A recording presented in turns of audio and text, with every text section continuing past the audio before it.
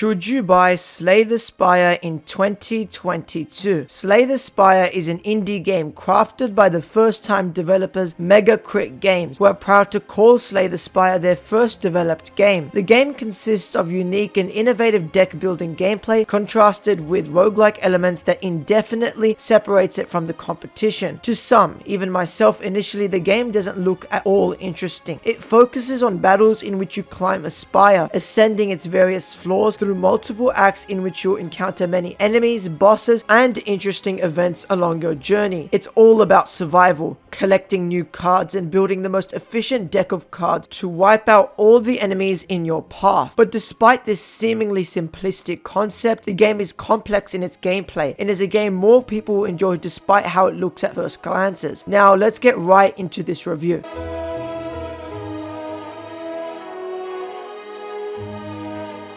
Slay the Spire is all about its engaging and exquisite gameplay, so any mention of a story is really non-existent. It's not supposed to have one either, as the gameplay itself is the sole purpose of why the game is so damn incredible. Of course, there's a little bit of exposition in order to create a base for the game to move around on, but this is usually hidden around the gameplay areas, and reading and trying to digest the information given by any events or relics is pretty much going to construct any form of a story within the game. But if you were looking for a game with lore and an interesting narrative, this definitely isn't the game for you. Anyway, let's talk all about that intriguing gameplay. The game, like any other roguelike, makes you go on various runs where you learn the mechanics of the game and different strategies through failure in order to find the most effective way of progressing through the game. At the start, you'll be asked to pick from 4 characters, all of which have their own amount of health, gold, and a starting relic, which essentially grants them an ability different to all others within the bracket, and also a basic deck of cards that'll help guide you through the first few battles you embark on. The goal of the gameplay and of the game in its entirety is to learn and work through various levels of the spire in order to reach its penultimate conclusion. However, each level differentiates itself from one another in a dramatic way, holding foes, bosses, and events that are entirely exclusive to that act or level. And at the end of each level, you've of course got the boss, which you must defeat in order to progress to the next area. As you make your way towards the boss, you'll be given the option to fight various archetypes of enemies that all hold their own abilities and powers, and in defeating them there is possible new unlocks for interesting cards that you can add to your deck in order for you to make your run just a little bit easier. There's also numerous other things that you can do while you progress through each act, using campfires to heal yourself before an encounter, or to upgrade specific cards in order to grant yourself more powerful versions of such cards. There's also shopkeepers to buy cards, relics which are abilities for your character, and also potions which grant you specific buffs that will surely be helpful for boss encounters. They also have the ability to remove cards from your deck in order to make room for ones that are more useful. The combat in this gameplay is utterly fantastic. It's the entire reason why you'd even play the game, and is the main factor that differentiates this game from any other roguelike on the market. Firstly, the music in this game is awesome. Of course, when you're playing a game where the gameplay is literally just using cards, potions, and different strategies to defeat enemies, meaning that the gameplay isn't exactly in your face at all times, the music has to be amazing in order to complement each scenario that you find yourself in. This game's soundtrack, from the bosses to the main theme, are all in great shape in order to hype you up for those specific scenarios, and is overall just orchestrated really well. Here's one of the boss themes, which surely exacerbates the overall experience.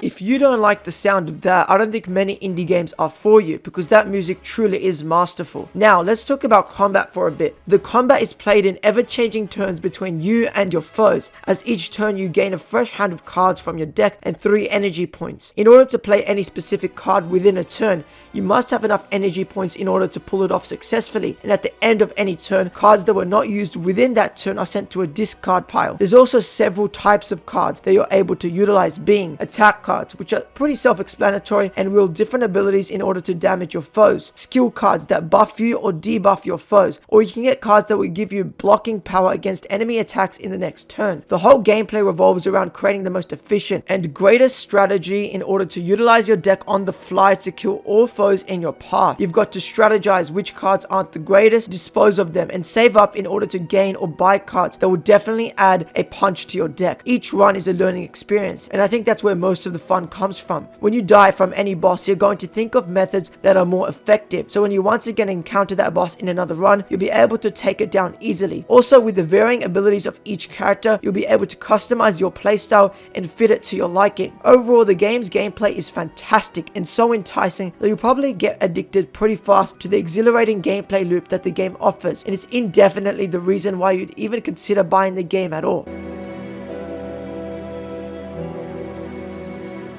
So of course you should absolutely buy Slay the Spire even in 2022. This is due to the facts that I mentioned throughout the video, and also the fact that you can pick up the game for relatively cheap. I'd also like to give the game a score in the vein of my previous reviews, being a great 8 out of 10. I'd recommend this game to pretty much anyone, but especially those who'd like a game where they can just pick it up, play for an hour or two and hop off, and this game is more than good enough to scratch the itch to play some game. Anyway everyone, that's all from me for today's video. I'll see you all in the next one. Peace.